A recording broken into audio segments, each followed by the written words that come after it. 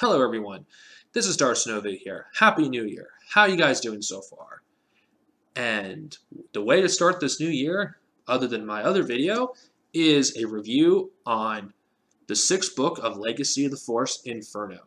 Love this cover, by the way. I think it's very fitting considering the tone of this book. Lots of stuff has happened. Last time I left off, Mara Jade died. Jacen Solo became Darth Kaitis. I'm not going to bring up the Boba Fett thing, because that will be something I'll bring up my afterthoughts of the series, which that will be a separate video for my reviews of. A lot of stuff has happened. All the build up from betrayal all the way till now has finally paid off, and a lot happens in this book. A lot. And that's one thing I really like. I mean, sure, some of the other books were a little slow at times because, Karen Travis's insistence on including the Mandalorians in this story. But this is one thing I really loved about this. It focused primarily on Jacen Solo. I feel like this is when Jacen Solo truly becomes Darth Kaitis. Yes, he killed Mara Jade at the end of Sacrifice, but this is when you see the aftermath of it. We actually, when you read and just visualize in your head, just seeing everything coming down, every single person that Jacen's ever loved and cared about turns against him. And it parallels Anakin's story in a lot of ways. Though, in my opinion, I think his story is far more tragic. Because Anakin Skywalker, he had Padme, Obi-Wan, and Ahsoka, and a few other Jedi, but Anakin never truly fit in. Jacen, he had something that his grandfather never had. He had a brother, he had a sister, he had a lover, a daughter, all these things, and he loses it all. And I think it's very fitting in a way, because the sacrifice that Jacen's willing to make for the greater good, even though he's the villain, I think it makes him a much more tragic one, because Jacen is trying to do the right thing. He doesn't enjoy doing what he's doing. And to actually see this slow transformation from the Jacen Solo that we know and love into this monster that is Darth Kaitis, it's hard. As someone who loves this character, it's really hard to, read this. No, don't get me wrong. I love what I'm reading. But I'm talking about it's difficult for me because the heartstrings, because, I feel like I've been doing so much with this character with the New Jedi Order series, and to see him become like this. I know that one of my subscribers did not like the fact that they killed Mara Jade, that they would have preferred Ben. I don't think that it would have had the same impact on the story, but that's something I will address on my review of when I review the full series, and I can talk about the things I like and things I don't like. So look forward to that in the future. Ben Skywalker in this book, he's spending all of it.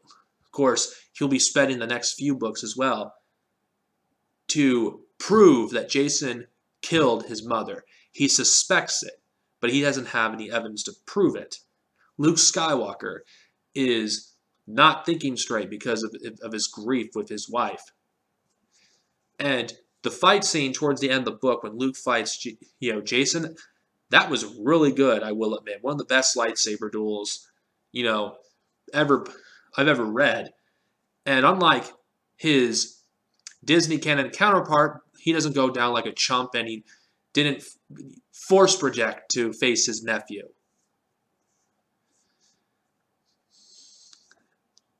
The thing I really love about this book is it's not afraid to, pull your heartstrings, because a lot of people who are reading this grew up with these characters, Jacen, Jaina, and to read about these characters and relationship falling apart is hard.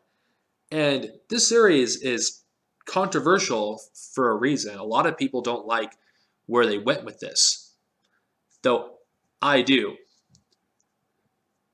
And it's heartbreaking to read, Han and Leia essentially saying that their son is dead to them. And there's some people that complain about the way Han and Leia feel about their son, the way they're acting towards this series. It's out of character. I don't agree. I think those who say that do not understand the expanded universe versions of these characters and their stories and what they went through. These are the same people that not only went through two galactic civil wars, well, the one they're currently going through now, a war for survival. They lost a son, Anakin Solo.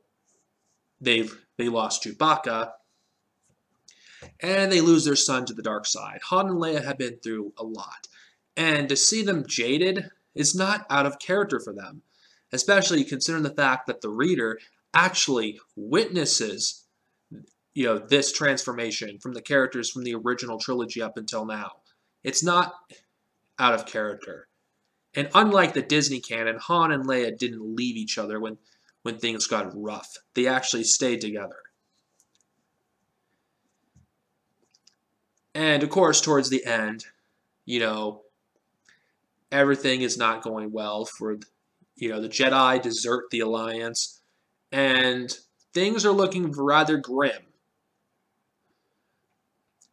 Even though I can draw a lot of parallels between the prequels, at least how things went down in the original trilogy, there's so many differences.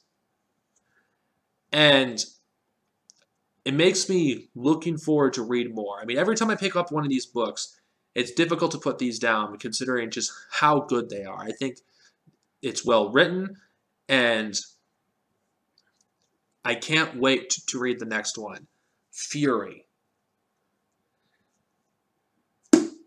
Inferno, I give it a good rating. I think it's good. I'm looking forward to reading the next one, and may the Force be with you guys, and Happy New Year.